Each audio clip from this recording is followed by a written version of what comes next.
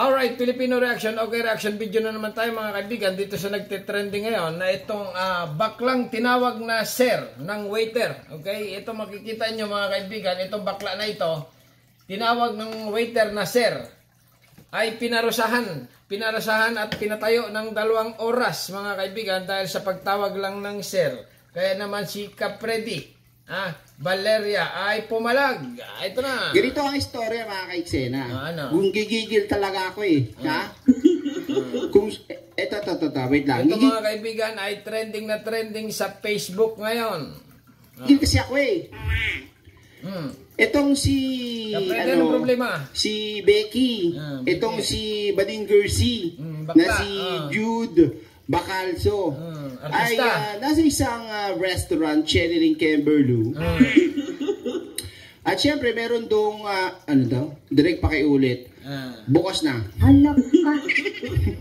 Ngayon, restaurant, syempre natural, may magsiserve sa'yo. At ang papasok dyan eh, mga waiter, waitresses, at chuchuchu, ganyan. Tama. Ngayon, tinawag siya ng waiter Na sir. ng sir. Oh, tama. Anak Okay. ka. Wala niyang buhay to. Napaka-entitled nitong baklitan to. Hindi sa totoong buhay lang. Naman. Oh. Ang sabi niya, bakit mo ko tinawag na sir? Ang ganda-ganda ko. Bakit mo ko tinatawag? Nagalit yung bakla. Nagalit. Nagwawala. Nagbubula. Anak ka. Ay, ganon itong bakla na ito ay nagwala. Bla bla bla bla bla bla bla bla bla. Tinawag lang na sir, nagwala. Trending ngayon mga kaibigan sa social media dahil nga pinatayo daw, okay, yung waiter ng 2 oras. Kawawa naman. Pero bakit hindi pumalag yung manager? Siguro wala dyan yung manager ng kainan. Okay? Pero salang-sala mga kaibigan ang ginawa nitong bakla na ito. Dahil nga pinatayo niya, pinarusahan niya ng 2 oras na nakatayo sa kanyang harapan. Tinawag lang na sir. Buti nyo. Nagalit. Kasi nga daw, tinawag siyang sir. Ayun na nga. Alam mo, masyadong mahangin tong Becky. Aba, pinatayo ng 2 oras yung waiter. Ay, nagko, Diyos ko, Ikaw nagpapasahod, te? Te, tama ba yun? Oo ba naman. Ikaw nagpapakain, te? Hindi, padaliin natin ang usapan, Kaya ako gusto pag-usapan to mga kaiksena para dun sa mga ibang makakapanood. Intindihin nyo mabuti to, Kawawa naman ang waiter. Pero bakit hindi pumalag, mga kaibigan, Kung ganyan, parang hindi rin siya pinagtanggol ng mga kanyang kasamahan dito. Unang-una, choice nyo maging Bakit yung supervisor hindi pinagtanggol itong Siyempre maraming katanungan. Pero itong bakla talaga na ito nakaitim na ito, ay parang siya nagpakain dito sa waiter, Parang siya bumabayad, Hindi choice ng mga taong nasa paligid sa'yo, pinilit ka, magbakla ka na lang. Kahit balibaliktarin mo pa ang mundo, ang nakalagay sa birth certificate mo, lalaki. May bayag ka. Kahit maganda pa pagkaka-offer sa'yo, transgender ka, hindi mo pa rin kayang manganak. Loko-loko. Tama. Okay mga kaibigan, siguro ang pagkakalam nitong bakla na ito ay talagang babaeng-babae na siya. Pag mumukha pa lang ay mukhang nakakatakot. Ako. Ayan mga kaibigan, galit na galit, Di ba? Balibaligtarin mo pa man yan.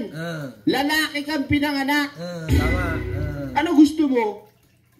Baka gusto niya tawagin, madam. Bakit mo papahirapan yung waiter na dahil tinawag ka lang ng sir? 2 oras mo papatayuin dyan? Ikaw nagpapasahod? Kaibigan daw ng may-ari si kaibigan daw yung may-ari, kaya ganyan Kahit pa.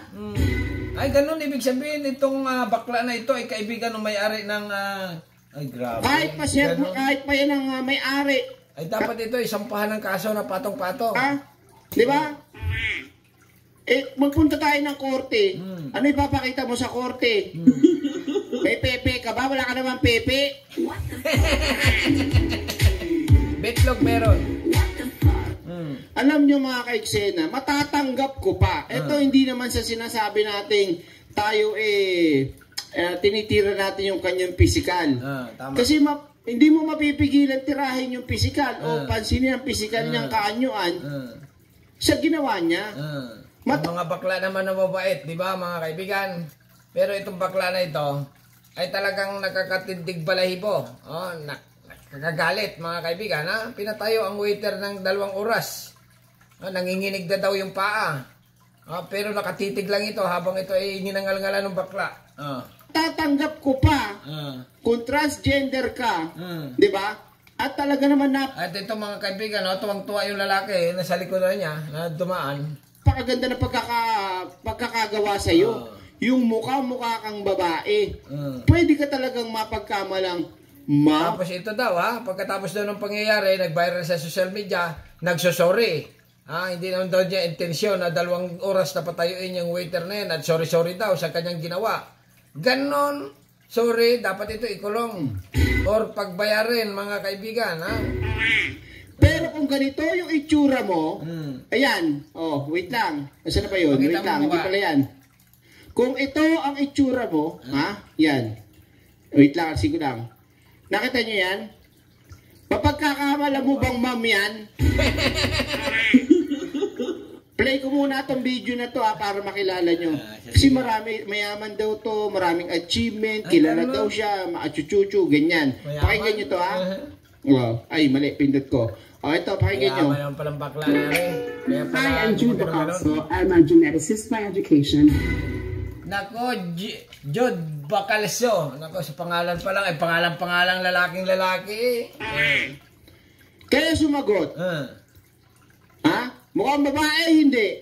Hindi. Ito. Ay mukhang lalaki.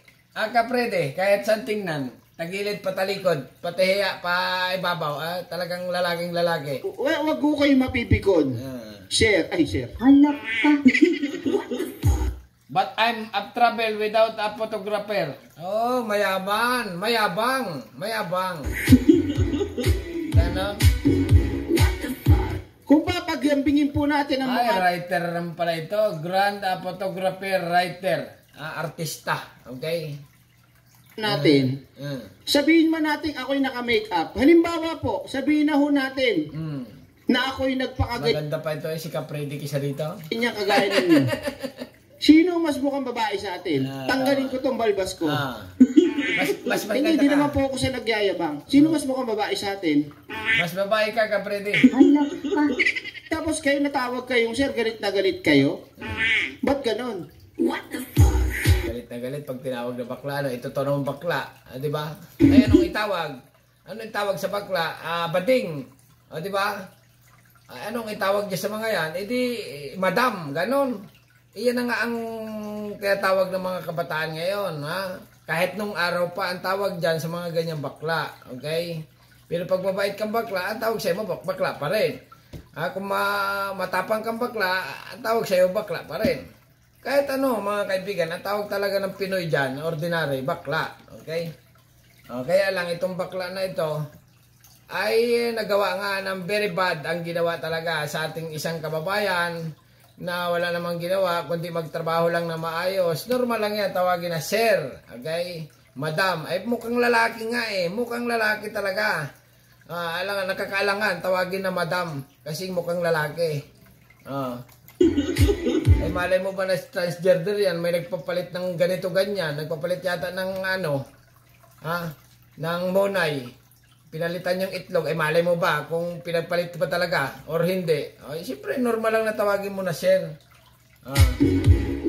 Tama. Ito na nga lang isipin nyo sikat na sikat. Kilalang kilala. Si Tito Boy. Tito na, boy pa. Becky yun. Nagalit ba si Tito Boy? Hindi. Tama nga naman, okay? Si Boy Abunda, tawagin mo na sir, no? Okay lang yun sa kanila. Di ba? Pero ito, nagwala talaga. Talaga naman. Samantalang si Tito Boy, halatang halata mo na ganun. Pero nag-request ba siya, tawagin mo akong ma'am?